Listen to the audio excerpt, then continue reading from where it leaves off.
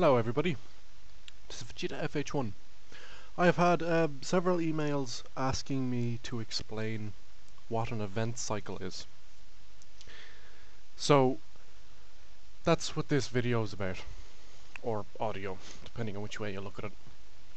An event cycle is in a game where your character or someone else's character performs a task that is either blockable or not blockable, or stoppable or not stoppable. Such as reloading a weapon. In first-person shooters, event cycles are pretty damn common, especially when changing guns, reloading the gun, using an object. Sometimes, not all the time, but it can kind of get a bit awkward. And event cycles themselves can split into two different categories. You get your active, your passive event cycle, which would be an event cycle which is stoppable by doing something else. Now, a good example of this would be if you watch Counter-Strike professionals, right? And they go to reload their gun and they spot another enemy. They will immediately change weapon and change back, because the event cycle of reloading your gun is passive, but it takes a lot longer to complete reloading your gun than it does to switch weapon and switch back. Also, the event cycle of switching guns is also passive, because you can switch guns and switch back, switch, and keep doing it. You can bind it to your mouse button and flick your mouse button down and your character goes crazy. That's a passive event cycle. What an active event cycle is an event cycle that is not stoppable by doing something else. But there are ways to get around active event cycles, such as canceller buttons. A good example of this would be, you know, in one of those games like GTA or the new one Just Cause 2, the evade, where your character rolls to evade a shot, or you duck behind cover. Well, not specifically ducking behind cover, but to do something where your character is performing a task, and that task can only be resolved by ending the event, such as rolling.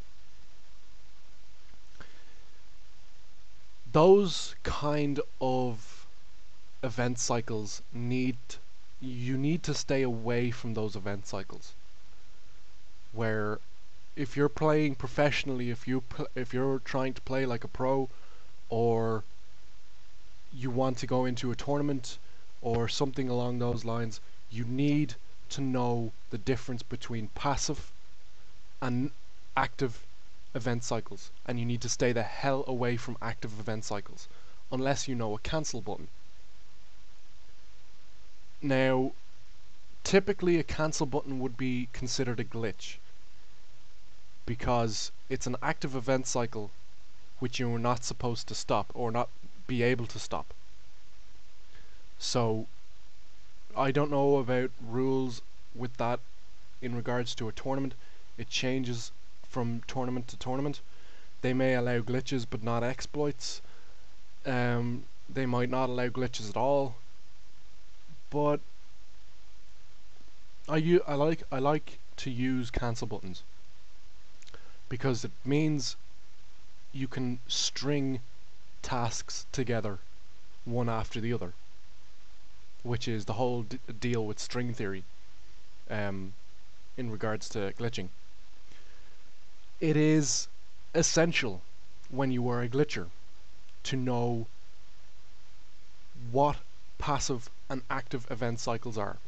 I'm gonna touch on quick time events, because quite honestly, the difference between passive and active event cycles and quick time events is that QuickTime events use the buttons to complete the task. Event cycles just activate upon pressing the button until it's completed. So essentially, QuickTime events are a dumbed down version of string theory. You've got this super awesome move.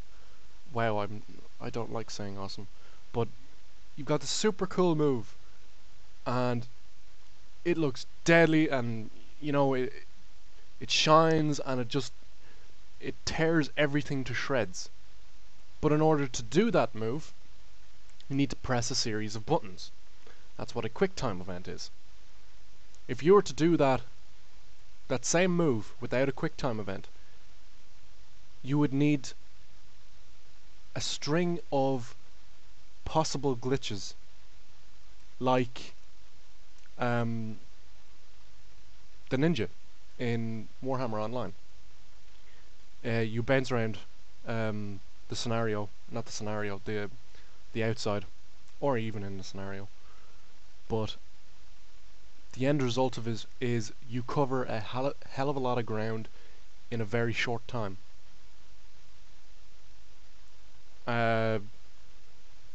Let's see if I can give a good example of this. Imagine, if anybody's played Warhammer Online, you know what Chaos Wastes are. Or is, should I say.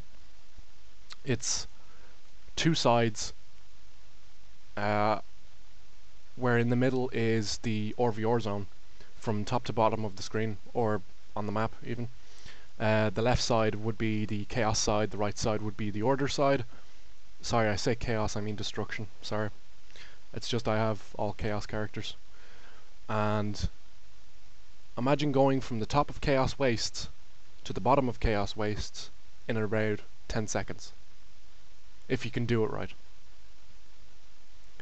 Very, very good string of glitches, but you need to know how to pull it off. Doing something like that with QuickTime events would be possible, but it wouldn't be like press X, then triangle, then this, and this. It would be,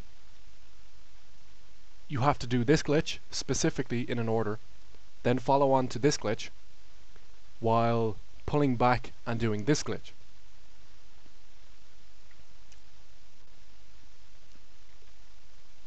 Those within themselves, those glitches, I mean, all revolve around event cycles, because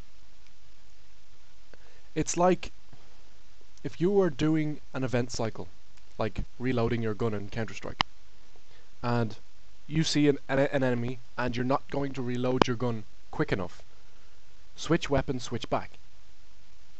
That's why the professionals do it, because they know the event cycles for reloading your gun take way too long to complete, rather than switching a weapon and switching back to the one you had.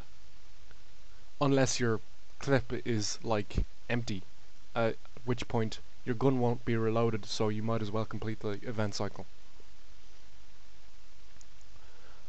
Or they'll just switch to their handgun and start popping away at them.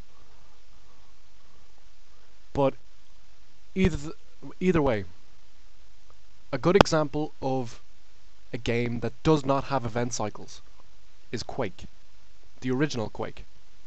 You know, when you're switching weapons, it just switches them. It doesn't put it away, it doesn't take out the other weapon, and the character doesn't have to be in a specific spot before you can fire the fucking thing, and yada yada. That's why Quake is so good, because there's no bullshit.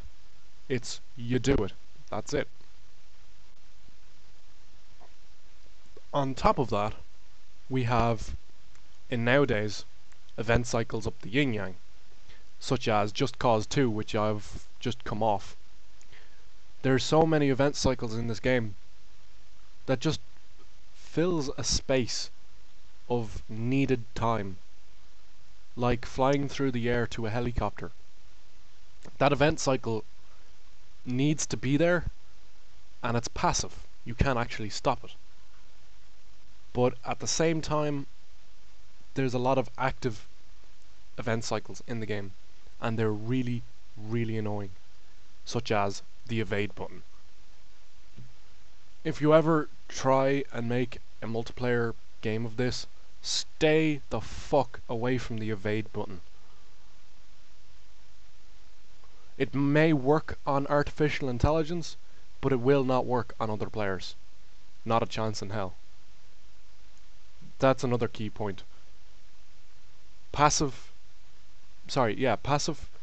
event cycles work on active event cycles work on artificial intelligence, but they will not work on other players.